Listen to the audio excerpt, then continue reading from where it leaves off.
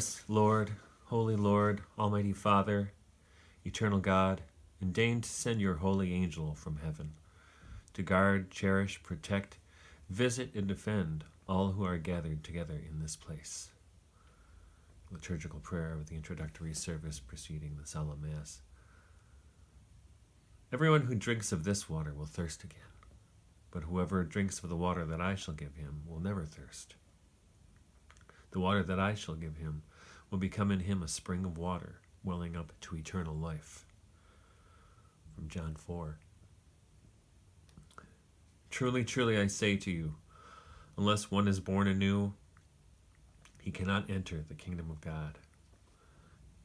Again from John 3. It might be the third time we heard from that. By upbringing and intellectual training, I belong to the children of heaven. But by temperament and my professional studies, I am a child of the earth. Situated thus by life at the heart of two worlds, with whose memory are theory, idiom, and feelings, intimate experience has made me familiar. I have not erected any watertight bulkhead inside myself. On the contrary, I have allowed two apparently conflicting influences full freedom to react upon one another deep within me. And of course that's from Father Pierre Teilhard de Chardin. Perhaps Tomberg was an early person to see the value in Father Teilhard's work. And here we are. Letter 14, Temperance, from Valentin Tomberg's Meditations on the Tarot. And now we get to Tomberg's, we can call it angelology, and especially his thoughts on the guardian angel, though it's his primary focus, but he talks a lot about angels here. Now, you would think that he would get in, considering the epigraph from Father Teilhard, that Tomberg would get into science again, which he does not get into science as much as he has in other letters. But he is concerned with the harmonization of, I guess we could call it contemplation and action, right? That is necessary to human life and the Hermetic path. But in human life, you can't have a completely contemplative life. Completely meaning your life is lacking in complete active work doing. And on the other hand, a life that's all active work with no contemplation is likewise lacking in something. And this is why traditionally these two ways of being were called the way of Mary and the way of Martha. And in the Middle Ages, the way of Mary was evaluated higher than the way of Martha. Martha, if you know the story in the Gospel, Martha gets a little annoyed because Mary is sitting at the feet of Jesus, and Martha needs a little help in the kitchen. And Jesus tells Martha, Martha, Martha, you are worried about many things. But emphasizing the contemplative was kind of a mistake, in fact, through church history, I think, because it raised a false hierarchical arrangement that would say the contemplatives are higher than actives, which is not the case at all. And Tomberg in this letter is trying to remind us to incorporate both, not just as Hermeticists certainly, but even as Christians, right? And he says early in page 374, it's not either or, it's both and. But in this case, it's not the both and, meaning science and spiritual work, as much as in the other letters, right? And he gets into a conversation right away, but returning to his favorite theme, the fall, and the repercussions of the fall. and speaking about the human being as the image and likeness of God.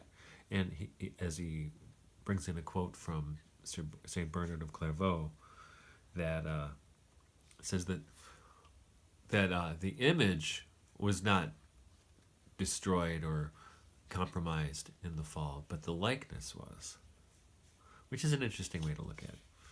And for Tomberg, then, following St. Bernard, he says, the image is therefore the essential structure of the human being. And the likeness in him is the totality of functions, or the functional structure.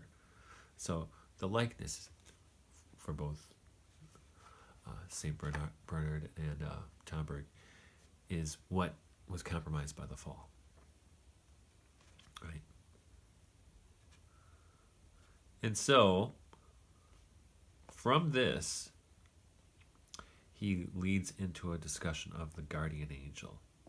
Because for Tomberg, as he says, if the, in page 375, if the divine image in man has not undergone any weakening, and if the divine likeness in him has been partly abrogated, and has had to make way for inclinations and habits tending towards evil, is there something in human life which counterbalances the bad inclinations in man's functional organism, opposing good inclinations to them? Yes, it's the guardian angel. Now, I wonder. I don't hear a lot of grown-ups in my circles talk about the guardian angel. It's definitely something children think about, but is it? It's almost like something we forget about as we age. And I think what's important about this letter is it's a reminder of us to become again aware of our guardian angels. Right? And he points out, and I think this is a classic Tomberg move on page 375, where he says in the prayer that was from the service before Mass that I just read, the guardian, the angel is asked to guard, cherish, protect, visit, and defend 5 things, which Tomberg describes as a flaming star, a luminous pentagram above man, which is the guardian angel's station, you could say, right? He guards the memory, that is the continuity of the great past and the present, which is the preparation for the great future. Right? Furthermore, and this goes back to what we talked in the letter on death, he is perpetual memento with regard to the primordial likeness, with regard to the eternal mission assigned to the soul in the cosmic symphony.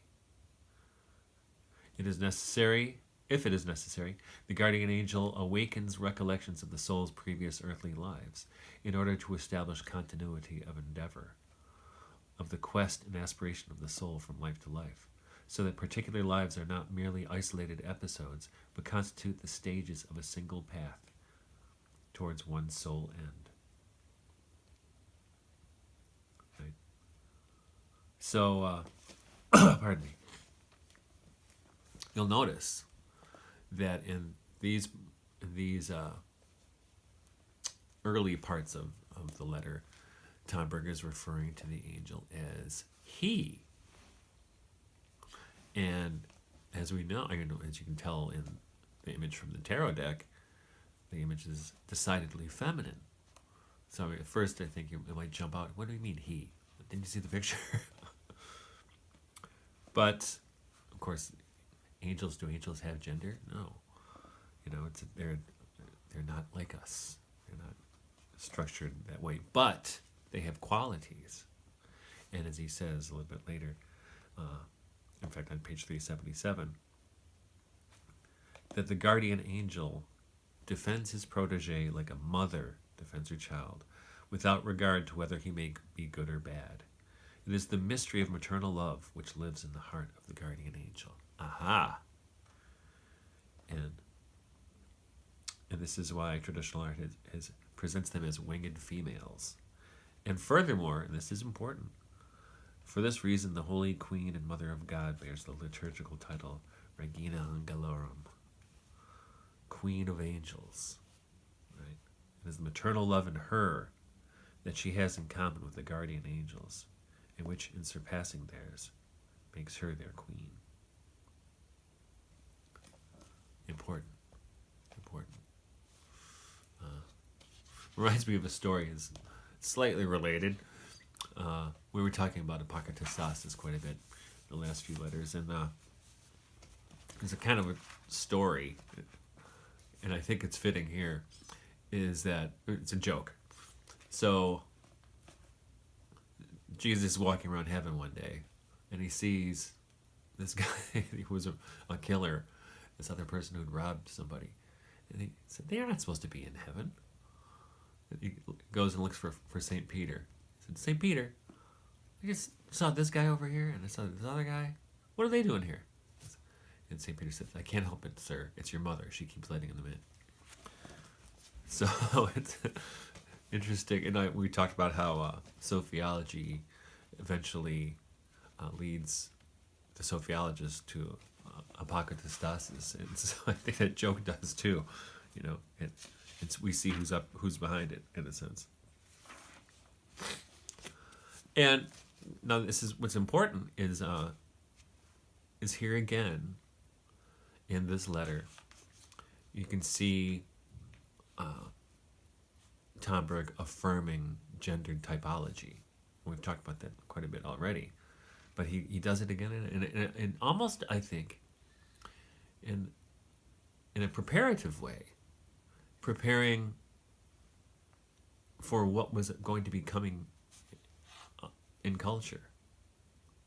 You know, because I think it would be easy to be overwhelmed with the kind of disruption that's happened as far as our understandings of gender in the West go. Actually, and Judith Butler's work probably started in the 80s, so not long after Tomberg was around. You know, it was like a task that he had before him, and it really, because if you think about it, a lot of our confusion about gender has been complicated even more because of the relative ease with which people can get medical, scientific interventions to accommodate that confusion. You know, and so I think the way of the serpent, as we talked before,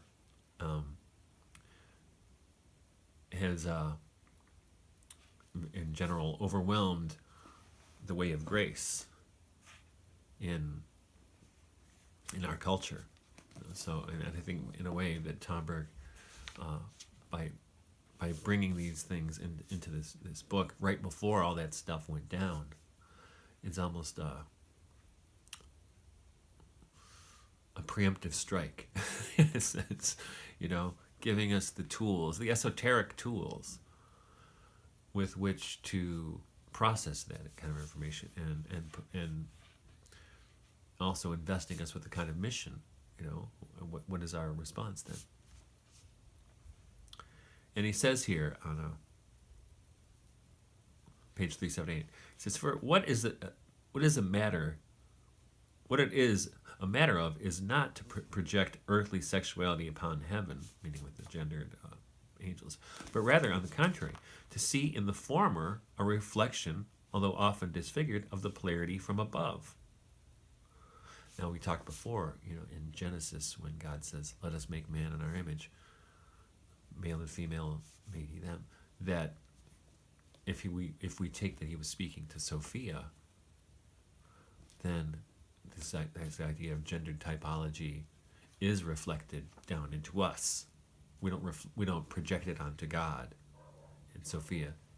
God and Sophia imprinted upon us. So one way to think about it. And he continues, the same page 378. "For true chastity is not to refuse to look at and to see, or even to deny, but rather to see the celestial prototypes through and beyond things here below. And it is this chastity that one finds and apprehends in the Zohar, the Book of Splendor of the Jewish Kabbalah." and in Genesis. So it's interesting, right? Here he makes a couple of statements which I don't know whether to take his word for it or how you process this. On page 378, for instance, he says, with respect to guardian angels, neither do they see one another, nor do they see entities of other hierarchies. For the presence of transcendental divine light in them envelops in darkness their perception of the intermediary spheres between God and mankind. Well, he had to have that by revelation or intuition. I don't know where you get that from.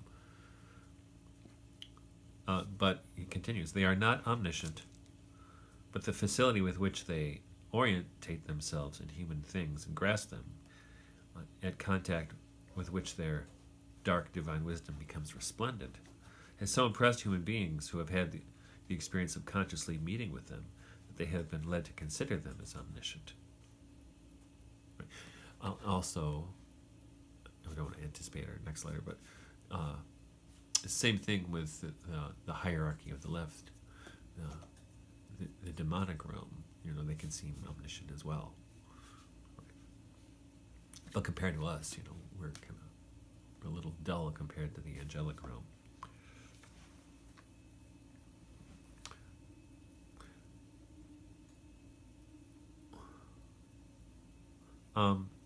And then, like I told you before, I hope, at the very least, if this letter gets us to be more cognizant of the presence of our own guardian angels, it would probably be a good thing.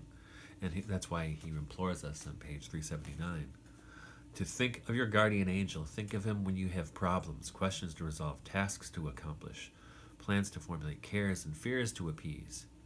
Think of him as a luminous cloud of maternal love above you, moved by the sole desire to serve you and to be useful to you. Right? The Queen of Angels, too. I think Sophia Mary, it's also...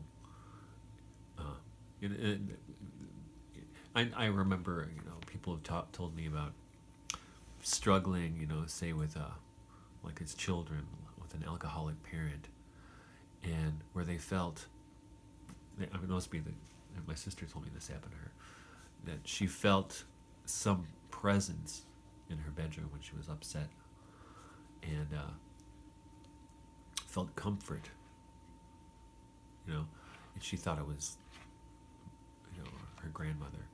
But I think we could also say it's the guardian angel. It's the presence of the guardian angel, or the Virgin, or both, right? As an emissary of that maternal love. It'll be okay.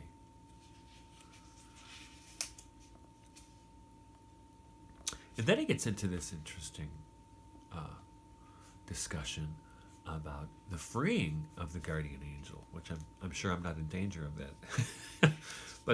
And he says the guardian angel is freed, often in order to be able to acquit new missions, when the soul has acquired the disposition of its part of likeness, in order to experience the divine more intimately and more immediately.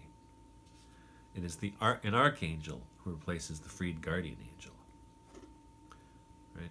Human beings whose guardian is an archangel have not only new experiences of the divine in their inner life, but also, through this very fact, receive a new and objective vocation.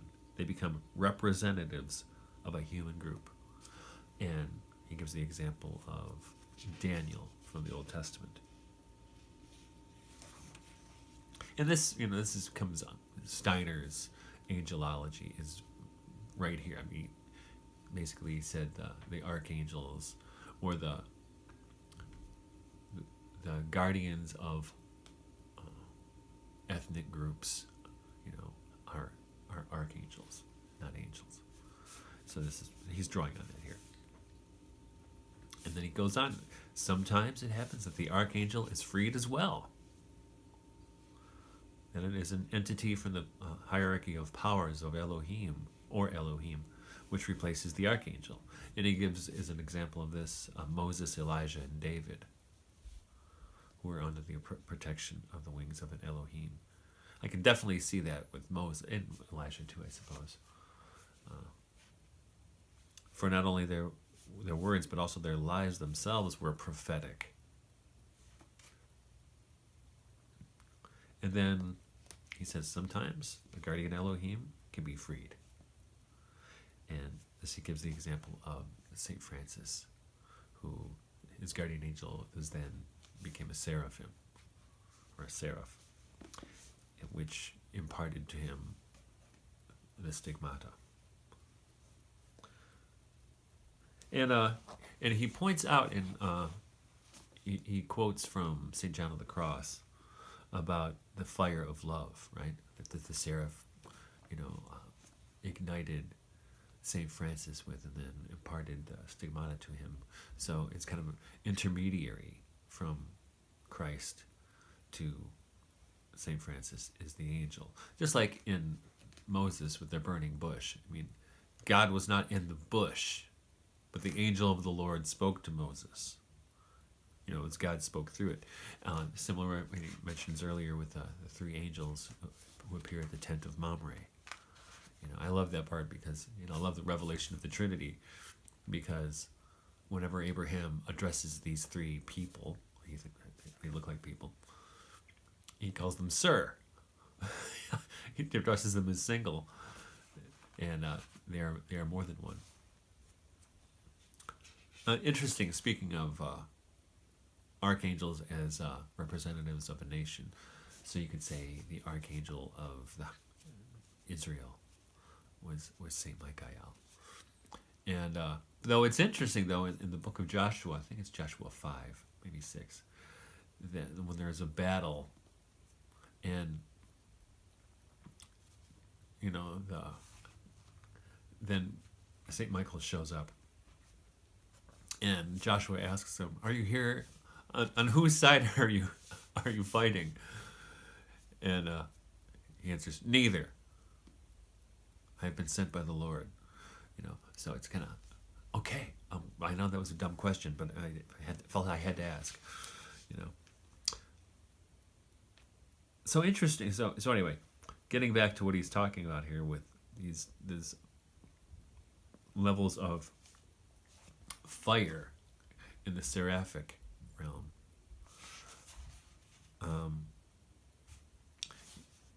The fire of love, right?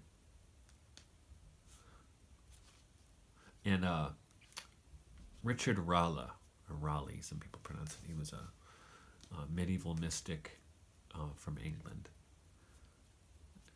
I think his book is called The Fire of Love. And what happens to him is he thinks he's actually on fire. He thinks his heart is on fire, and he goes to brush it off. But it's actually ignited by his contemplation and his prayer life. So I don't think he had a seraph as his guardian angel. But he touched something, right? Now, after this, Tom Berg is kind of doing a phenomenology. What are wings? What's the point with a wing? Why wings? Why two wings? And this is page 31. It says, tentacles, paws, arms, wings. Are they not simply diverse forms manifesting a common prototype or principle? They are, insofar as they express the desire to bear the sense of touch further, to be able to touch things more removed than in those in the immediate neighborhood of the surface of the body. They are active extensions of the passive and receptive sense of touch, which is spread out over the surface of the organism. Right? And then he mentioned a little bit later that wings are exteriorized will. They wish to touch. And then in between those two statements, he does a little Goethean morphology, which you might, unless you know Goethe's morphology, you might not catch that's what he's doing. But when he says, "I walk not because I have legs, but rather, on the contrary, I have legs because I have the will to move." Right? This actually, Goethe in his morphology, when he's discussing eyes, because he was studying, he was big on optics, but one of the things he noticed is that, as we all probably learned one time or another, in cave fish or cave salamanders that don't have eyes. So it caused Goethe to think, well, why do we have eyes? And his conclusion was that light created the eye. It's not, we don't, according to Goethe, we don't see because we have eyes. We have eyes because there's light, which uh, created the eye, right? So, otherwise, why would you have eyes? Other things exist without eyes, fine, right? In blindness. It's interesting. And Tomberg reads the two wings of the angel. I mean, in this angel depicted on the card, because as we know, Seraph have 6 wings, many-eyed, soaring aloft. It says, one wing holds him in contact with divine understanding, and the other with divine memory, imagination, right? Which he also corresponds to the image and likeness, right? And so then he questions, these wings are the thing that keep the angel in vertical. I mean, we just, not like they have wings and they're flapping around, but they have wings that keep them in vertical connection or openness to God, right? And I, of course, I thought, and he does talk about it here, but immediately it's the thing you think is in a lot of Eastern icons of John the Baptist, he is also winged, right? So John the Baptist, I have a special devotion to John the Baptist. What I love about John the Baptist is he is in this plane. I mean, he is here as prophet, right? Baptizing in water, and he's absolutely open to grace, and which is why he sees things nobody else sees. He sees the dove descend upon Jesus at the baptism, right? He knows who Jesus is, right? Why have you come to me? And his eyes should be baptized by you, and so here's John the Baptist, this almost wild man, so instinctively in touch with nature. I mean, you think about him eating honey, locusts and honey, clothed in camel hair, yet at the same time, so I wouldn't say that he's in the horizontal realm of the serpent, but he's definitely on earth, connected to nature, and at the same time he's absolutely open to heaven, absolute prophet. And the prophets like Elijah's like this as well, but he was the last one, right? And so this leads Tomberg to connect, you say, John the Baptist. Maybe John the Baptist might be one of the guardian, patron saints of Hermeticism in a sense, because of his prophetic, vital openness. But he says to become a pillar is the aim of the hermit or hermeticist, and John was a hermit, right, to a degree. The means of raising oneself as a pillar are wings. What becomes more and more difficult for one who becomes a pillar is horizontal movement. The contemplation which is established as a more or less permanent state in the soul by means of wings renders horizontal movement more and more difficult, the powers of the soul being immersed in contemplation. Okay. And so how do you erect this pillar? How do you become this pillar? Prayer and contemplation, of course. And he points out, and it's a great example too, I think, that wings are organs of the subtle bodies, astral and vital. It is therefore a matter of the domain of the unconscious when it is a question of wings. It is a matter of the task of rendering spiritual endeavors turned towards God, such as prayer and meditation, semi-organic, that is, to transform conscious acts of the self into psycho-vital currents of the subtle bodies. And he talks about St. Paul's counsel in 1 Thessalonians to pray constantly, or pray without ceasing, sometimes it's translated as. And he points to the example of the book The Way of a Pilgrim. If you've read this, it's really It's a pretty amazing book. I kind of get frustrated with it because I could not live as a pilgrim. I have been given a different task. I have 9 children, right? I can't be a pilgrim in that way. I can't be this itinerant pilgrim who just travels with a knapsack and a copy of the Bible and the Philokalia. And you can't. It's not my path. So when I read it, I was frustrated. Yet at the same time, I come from. I'm an Eastern Rite Catholic, so the Jesus prayer, which is, Lord Jesus Christ, Son of God, have mercy on me, a sinner, which is the centerpiece of the way of the pilgrim, and that's how he learns to pray without ceasing. Is this prayer becomes so much a part of? He says it so often. He all the time he's walking when he's meeting with people. It's always below the surface of his consciousness when it's not consciously being said. And even he'll wake up in the middle of the night, and this has happened to me. That prayer will be in his heart. The prayer of the heart, it's called. Now, speaking of movies, you weren't speaking of movies. I am now. There's a great movie that actually illustrates this. If you can find it, it's called Ostrov, or The Island. It was made, I don't know, maybe 2006 in Russia. It takes place starts in middle of World War II, and the end of it is probably the early 70s. But there's a monk, he's kind of a crazy monk, who you see him through the whole film, when he's going about his chores, saying the Jesus prayer, and miraculous things happen through him. Funny things too, but it's worth looking at. But it's a good illustration of the prayer of the heart, right? And Tomber goes on here. He says, it is unceasing prayer, established in the psychic and vital bodies, which forms the currents directed above in these bodies, and which can lead to the formation of wings. And it doesn't say it does, it says it can. I say can because the formation of wings demands something still further, namely a current from above, which moves to meet that from below. Wings are formed only when the two currents, that of human endeavor and that of grace, meet and unite.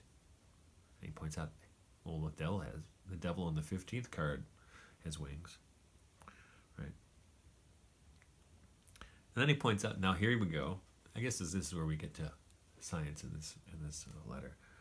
He says, pure humanism can create only the wings of Icarus. If you know the story of Icarus,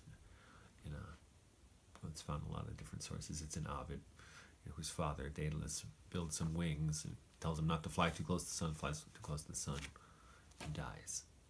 He falls into the sea. And this is, as we saw in the last letter, this is the Tower of Babel, right? This is technology, trying to give you wings, right? I don't mean airplanes either. I mean trying to have the human reach divine heights by use of technology. And we could even think in terms of artificial intelligence or transhumanism. You can probably transpose those into those realms. And look at these dangers concerning technology go all the way back to the ancient Greeks.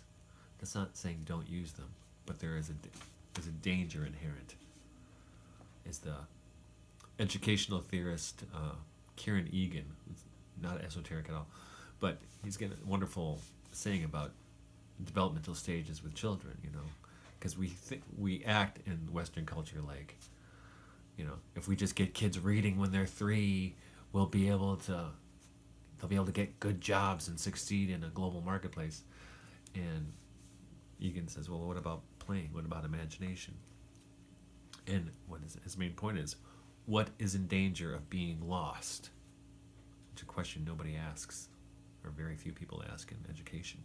And the same thing here with the technological advances, the technological storming of heaven figured in Icarus. What is in danger of being lost if you fly too early? unprepared. It's the same thing with people who play around with trying to invoke satanic spirits, or play with Ouija boards.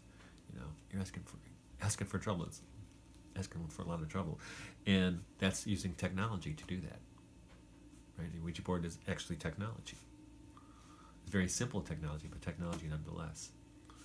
Now, in fact, I may have mentioned this in my first book, Literature and the Encounter with God in Post-Reformation England. The first chapter is about John Dee, the British English genius, mathematician, theologian, etc., etc., who try to use technology to contact angels. And he contacted them, but he just wasn't angels. So danger, Will Robinson, with using technology to try to storm the gates of heaven. And to continue,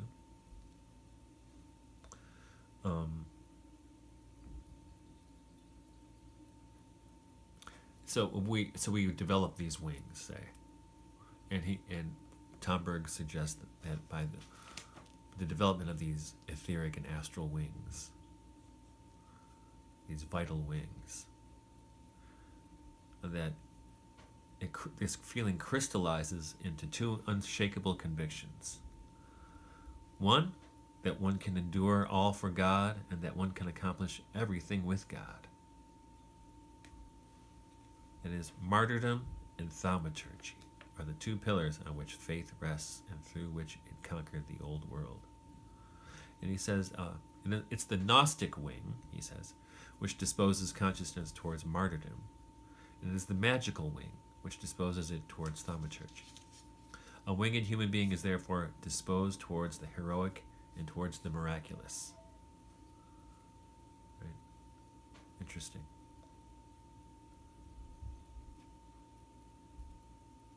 And he talks about the arms. Right? The law of wings is the love of God. That of arms is the love of neighbor. The law of legs is the love of terrestrial nature. If you'll notice, these are also earlier, Tomberg talked about these are the three characteristics of Hermeticism. Right? The love of God, united to the love of neighbor, united to the love of nature. Because you have all the worlds right there.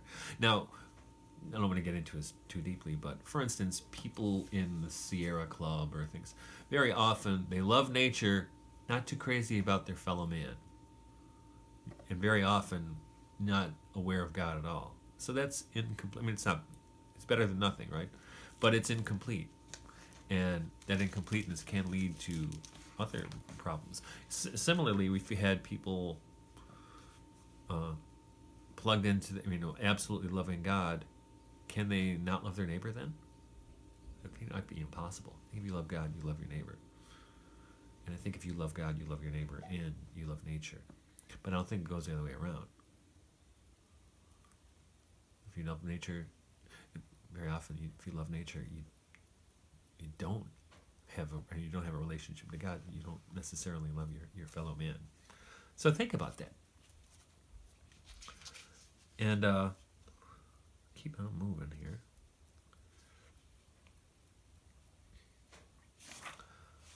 Here we go. Page 386. This is where he talks about Mary and Martha, as I mentioned earlier. And this is where he gets into his discussion about, it's not Mary or Martha, it's Mary and Martha. We need both the active and the contemplative to be fully incarnated human beings, and hermeticists, but a hermeticist needs to be a fully incarnated human being first, right? And this is why, he says, the traditional name of the card is Temperance, right? Right? And it's a matter here of the measure and the fluidic relationship between the image and the likeness, which is the necessary for life and health. And he says, as far as Mary and Martha go, many relevant things can be said concerning us, the polarity of Mary and Martha, and have been said, as I mentioned. But we, all of us, live a healthy life only inasmuch as the two sisters in us are present and active as sisters. That is, they collaborate, having in view the third. Because you think about it, in the gospel story, Martha is serving God too. Just she's serving in a different way than Mary in her attentive listening.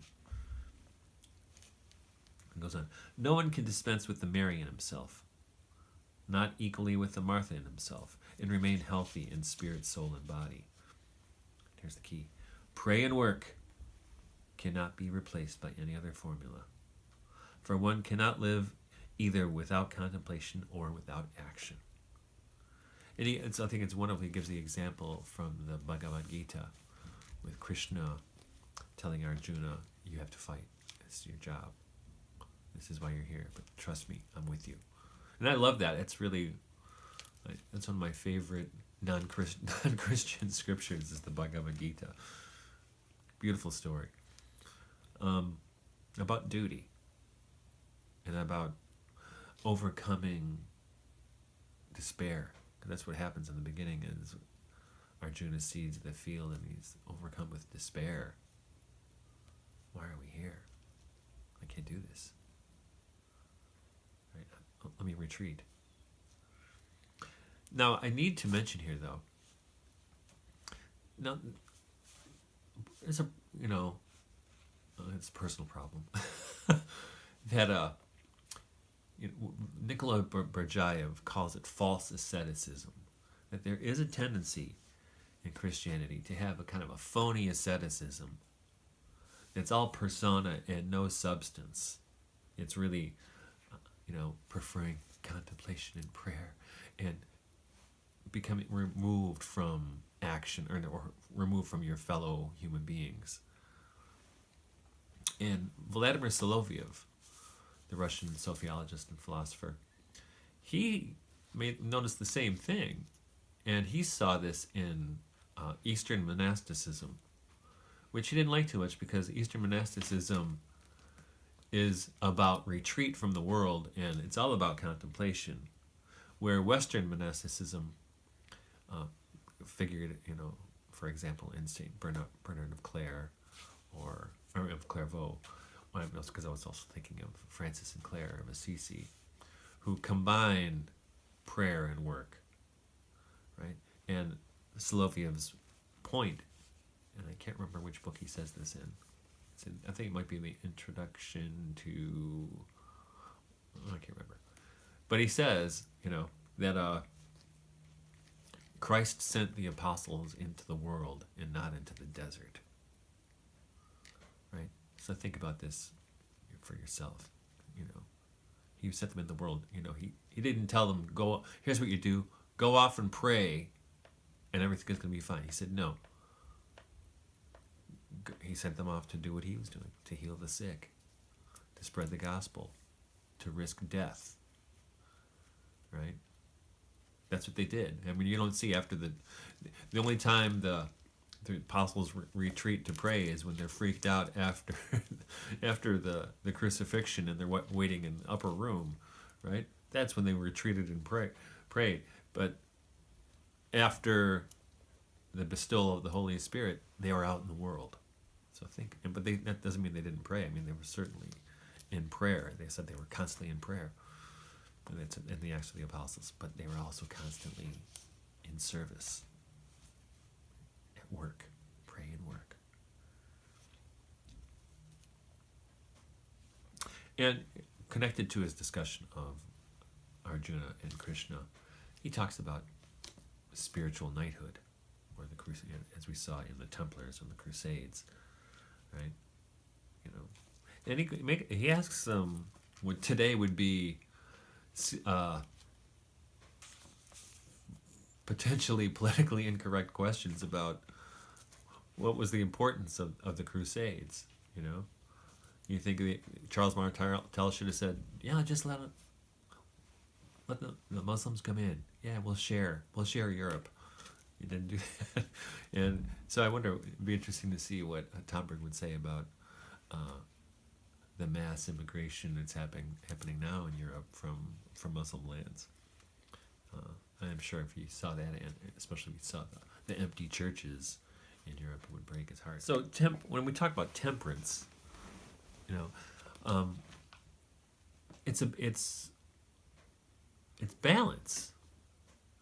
And after Tomberg delves into the Crusades a little bit, he looks at tears, sweat, and blood as the three substances of the threefold mystical, Gnostic, magical mystery of man, right? And the gift of tears is his emphasis here. But he said, but you can't just have that. And he says, for those who seek only tears are inclined to quietism or illuminism. Those who prefer sweat, or the effort of the will, easily fall into the Pelagian heresy of denying grace.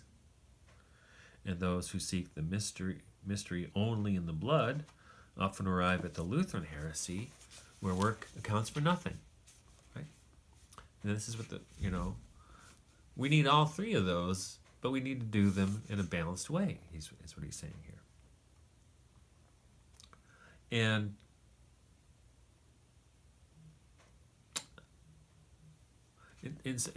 but his emphasis is certainly on the gift of tears. The inward gift of tears. And he points to Judaism and Kabbalists in particular as emblematizing the gift of tears prior to the coming of Christ. I mean, Christ emblematizes it in when he cries before the tomb of Lazarus, and then later the blood, sweat, and tears in the Garden of Gethsemane. But and then he, Tomberg, to his tremendous credit, can't believe there can even be such a thing as anti-Semitism, even though there is. And of course, Christians have perpetrated a whole bunch of it through history. But he can't believe it. It's just, how can that even be a thing? How can that even exist? Right? And he leads and he shows how these three gifts of blood, sweat, and tears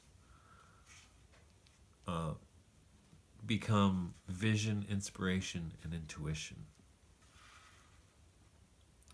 Right? And this is page 389 at the top, or toward the top anyway. There are three principal modes of authentic spiritual experience: vision, inspiration, and intuition, or perception of spiritual phenomena, spiritual communication, and spiritual identification.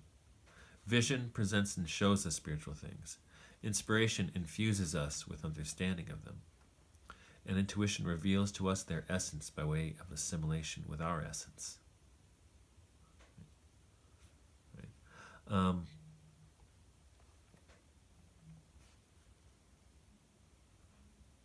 And he says, now on the path, some people don't experience all of these, at least to the same degree.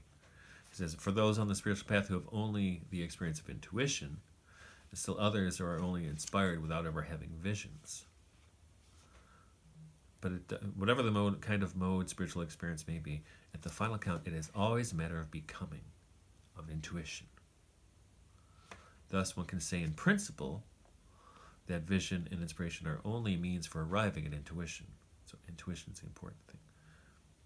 Now, intuition takes place in the blood, inspiration in tears, and vision in sweat.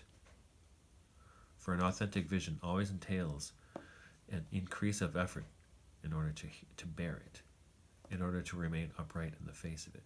Vision has a weight, sometimes overwhelming, which demands a great effort on the part of the soul in order to not give way under the weight of the vision.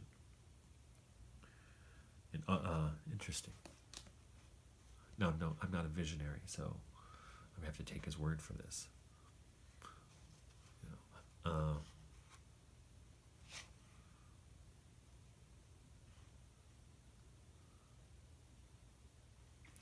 Actually, it reminds me of John Donne's line, "The spectacle of too much weight," which is about Good Friday looking westward, right? How can you look at the cross? I mean, really, how can you even look at the cross? The spectacle of too much weight. Incredible.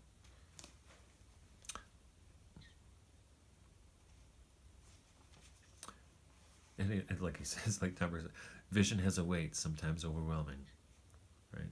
Which demands a great effort on the part of the soul. I mean, that's what happened to John Donne right there. Authentic inspiration, he says, always entails an inner upheaval. It pierces the soul like an arrow in wounding it and in making it experience that profound emotion which is a synthesis of sorrow and joy. And here we go. The symbol of the rose cross, a cross from the center of which a rose blossoms out, renders the essence of the experience of inspiration in the best way that I know. The rose cross expresses the mystery of tears, that is, of inspiration with force and clarity. It portrays the joy in sorrow and the sorrow of joy, which together comprise inspiration. And so you might be a person who is more inclined to the visionary pole, right? To that gift that comes through sweat, the spectacle of too much weight. Or you might be a person who was kind of a Rosicrucian in this sense, who finds his or her inclination toward the mystery of tears. Right? And I think this is important. Portrays the joy of sorrow and the sorrow of joy, which is inspiration. And perhaps, and just, totally subjective here, this is more the case with people of artistic temperaments, creative people in that way. In my experience, this is the case. They're the ones with the gift of tears. But that gift of tears, almost after, it's certainly useful just on a horizontal plane as an artistic endeavor. But I think it does, even with artistic work, until it doesn't really become activated until the vertical dimension is opened. And sometimes, I think for artists, it's open without them being necessarily conscious of God, or of religion. Certainly, they might it just might come through them, and I think it really is true, But if they had, that awareness, it might be a different experience. Because perhaps what happens is people have that experience, and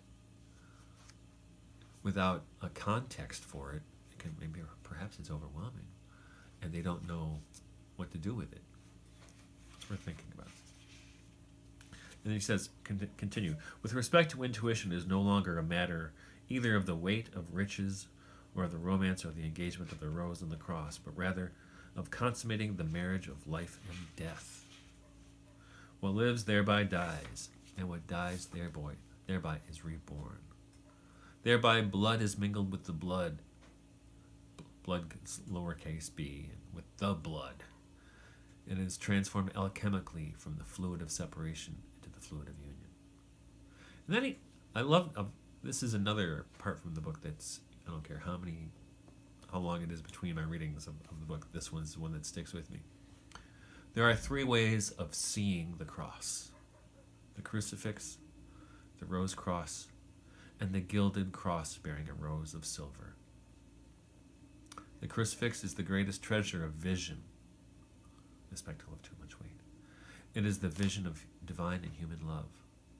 The black cross with the rose blossoming from it is the treasure of inspiration. This is divine and human love speaking in the soul. And I think that's also, we just talk about artistic inspiration. The gilded cross bearing a rose of silver is the treasure of intuition.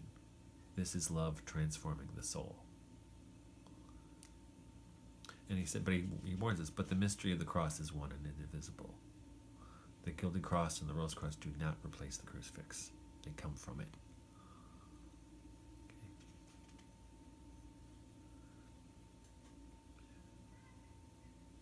And then, he says don't try to separate them. And also he says don't think about Christianity as esoteric and exoteric. I'm an, you know what I mean? There's no such thing. I mean, there's no such separation, right? One should not, one cannot even, exclamation point, separate the so-called exoteric Christianity, its gnosis and mysticism, or so-called esoteric Christianity. Esoteric Christianity is entirely within exoteric Christianity. It does not exist and cannot exist separately from it. Right? Christian Hermeticism is only a special vocation within the universal Christian community, which we talked about. Now, a lot of groups out there, though, think that an esoteric Christianity can very well exist without exoteric Christianity. In fact, they think they're better than exoteric Christianity.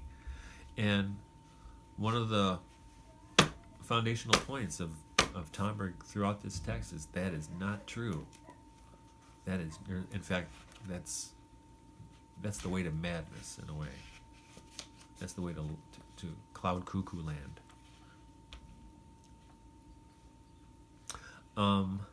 Yeah. So that's the Hermetic vocation. And he says it, the unity of the light in the whole past, in the present, and the whole future. The unity of the light in the east, west, north, and south. Unity of the light in magic, gnosis, and mysticism. Unity of the light, lastly, in cult, revelation, and salvation. This is the Hermetic vocation, which is, I repeat, as irresistible and irrevocable as that of priest, monk, or religious knight. Right? It's a vocation, you are called. Then he discusses a little bit more about vision, inspiration, and intuition. And he talks about, this is really connected to what he was saying about there's no special esoteric Christianity cut off from exoteric Christianity, is the need for humility. Again, I mean, it's one of those things he keeps talking about. And the need for thinking together with the tradition, which for him means to say thinking on one's knees. And I have to wonder if he was familiar with Hans-Urs von Balthasar's The Glory of the Lord series. Because in the first one of those, that's one of the things that I think I mentioned before, that when Balthasar talks about theology at the desk or theology on one's knees. Okay? And theology on one's knees, that's the real theology. Now, he's describing Hermeticists, and what makes a Hermeticist a Hermeticist? Why is this vocation different from other vocations, from the Christian knight or the priestly vocation or whatever it happens to be? And he says, at the bottom of page 394, we Hermeticists have conserved the whole repertoire of questions from our childhood. The what and the how and the why and the who, which are questions that science ignores mostly and just worries about the how. Are we backward? Have we progressed beyond others? Backward or progressive, it does not matter. We have kept living the hunger and thirst for knowledge and understanding from our childhood. And it is this which leads us to ask things that mature people of contemporary civilization no longer ask. Now, I mean, I must stand in the stream because my own experience as a philosopher is that's what it is. It's asking them, I tell my students, philosophers just ask the dumb questions that kids ask, but they think it through. They don't, they're not happy with why. Well, who put that there? Why is grass green? Like it's these kinds of questions which kids will ask, but the philosopher, well, here's a question: why is the sunset beautiful?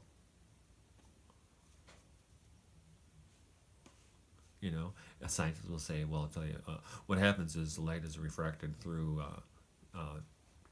clouds and dust in the atmosphere, which makes it turn red and purple and colors like this. That sucks. But a sociologist would say, sunset's beautiful because it's the glory of the Lord shining through creation. It's a different. different question. Now, one person who also, I would, maybe you could call him a hermeticist of a kind, is the English poet and Anglican priest Thomas Traherne, where in his poetry, which is interesting with his poetry, nobody knew he wrote poetry, and like a few centuries after he died, somebody found a manuscript with his poetry. They thought it was actually the poetry of Henry Vaughan, who was a hermeticist. Uh, and in Traherne's poetry, even more than in Vaughan's,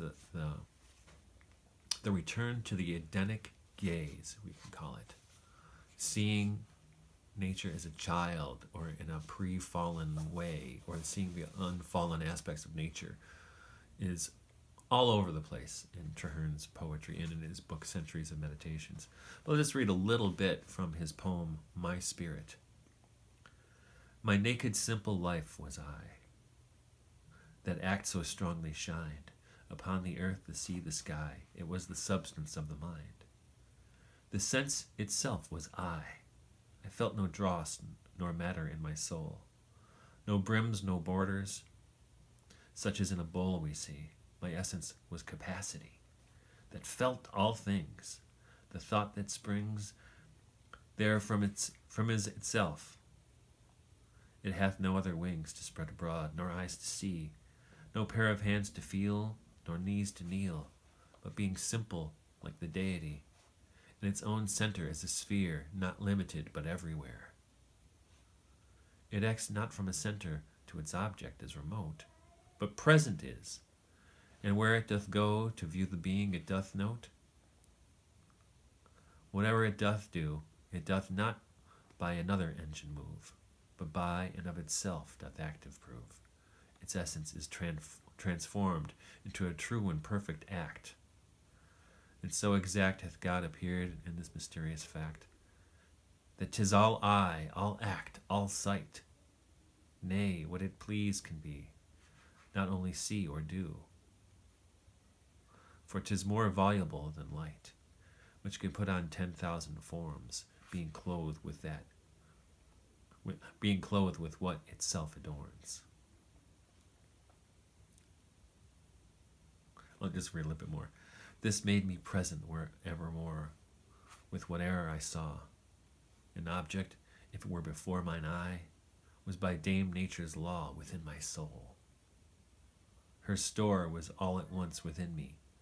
All her treasures were my immediate and eternal pleasures, substantial joys which did inform my mind. With all she wrought, my soul was fraught, and every object in my heart a thought begot or was. I could not tell whether the things that did there themselves appear, which in my spirit truly seemed to dwell, or whether my conforming mind were not even all that therein shined. Right? So Traherne recaptures the childlike gaze. They call it in psychology the egocentricity of the child, but it's not that. It's, I mean, you could say that it's what Traherne's doing, but he's not doing that. He is returning to the Edenic gaze, the pre-fallen gaze where everything was mine.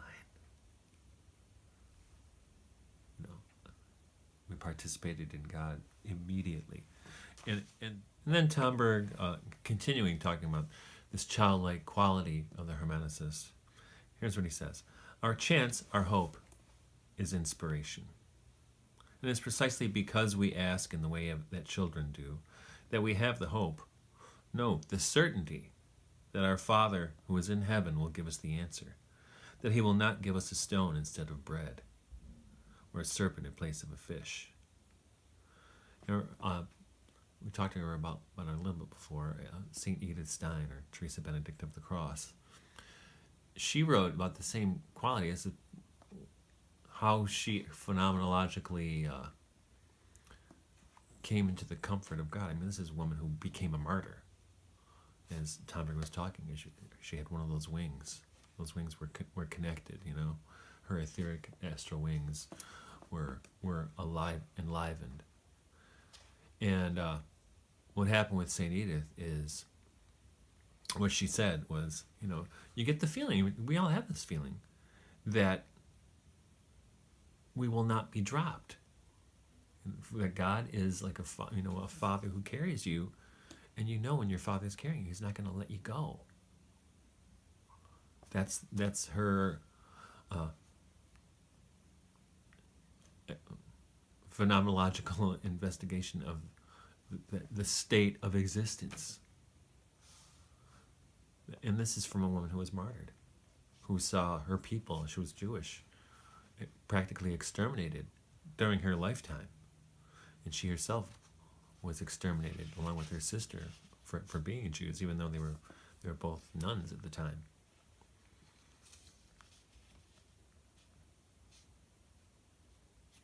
And Tomber continues in talking about childhood. Dear unknown friend, say to yourself that you know nothing, and at the same time say to yourself that you are able to know everything. And armed with this healthy humility and this healthy presumption of children, immerse yourself in the pure and strengthening element of the thinking together of inspiration. In a way, we're thinking together with St. Edith right now. And Tomberg is about to evoke some of the French occultists, authors that he relies on here as being present to him, right? Being present to us as we read the text, right? Saint Martin, Pélédan, Papas. He talks a lot about Papas. I wonder what his inner relationship was to Papas. And notice also that what Tomberg was just saying right here about becoming like a child, or presumption of children. And that's what Traherne's poetry, it's an illustration. It's a extended illustration of that. It's his, Thomas Traherne, he's kind of dismissed. I shouldn't say dismissed, but people don't really understand how highly intelligent and deep his poetry is. They kind of think of him as kind of an innocent. I don't think he was innocent. I think he really took seriously the admonition, unless you become as one of these little children, you will never enter the kingdom of heaven. So he's trying to give us an example of how to become like little children and enter the kingdom of heaven. Just like with Edith Stein, like he just said, your father is not going to let you drop. That's becoming as a child. Right? And now Freud would dismiss this as the oceanic feeling, right? Of that touched upon us through breastfeeding. Well, what about, I didn't breastfeed. What about people who didn't breastfeed? They're just making stuff up? Now, I'll skip over, he talks about how St. John of the Cross, in a way, redeems Luther, and how Ignatius Loyola redeems Calvin, or at least their proposals. He shows where, and really, if you think about it, Protestant theology, at least in the early modern period, was really just one part of Catholic theology broken off. Luther drew on St. Augustine. He was an Augustinian monk. And Calvin drew actually more off the Old Testament and the judgment, Jehovah, than New Testament, actually. But to finish up, after he evokes all those people I told you about, Papas, who else does he talk about? Saint Martin, Pélédan, Eliphas Levi, right? The masters of tradition, and the point he's making with them is that they developed.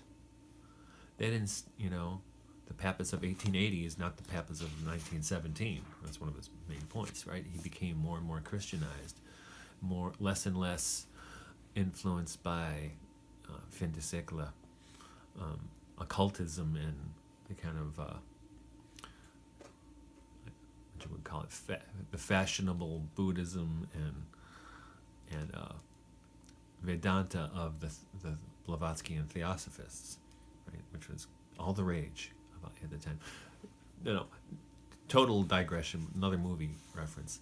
It's worth seeing. There's a movie called Fairy Tale. I don't remember who the director is, but it's about the two little girls in during World War I in England who took these photographs of fairies, and the Theosophists get involved, and Edward Gardner is one of the characters in the film, and it's a really telling picture of that time in history, about when Theosophy was really ascended. I mean, Theosophy became very popular in the late 19th century through the early, maybe first half of the 20th century. It had a big following. I've seen photographs of theosophical lectures given to thousands of people. Now, if you go to a Theosophical Society lecture, you might find 20. But early in the 20th century is big. But nevertheless, Tomberg finishes up when he talks about Hermeticists living under the law of inspiration. The Rose Cross. But he said everyone lives under this law. It's on page 398. The community of Hermeticists is distinguished from the rest of mankind only in that it is born in an irresistible way, to be conscious of it, and to know what happens both to them and to the rest of humanity. Then he continues. The lot of Hermeticists differs from that of every human being only in that the former hunger and thirst for comprehensive knowledge of that which the latter simply undergo. Their lot does not bring any privilege with it. On the contrary, rather, it is an added duty with which Hermeticists are charged, notably the inner duty to understand the totality of miracles and disasters which is life and the world. This duty makes them appear presumptuous or childish in the eyes of the world. But it is the arcanum of inspiration, the arcanum of the winged entity pouring living water from one basin to another, which renders them such as they are. And I think to finish, I'll read you one stanza from Thomas Traherne, probably his most famous poem. The poem is called Wonder. How like an angel came I down, how bright are all things here. When first among his works I did appear, oh how their glory me did crown. The world resembled his eternity, in which my soul did walk, and everything that I did see did with me talk. I'll see you again.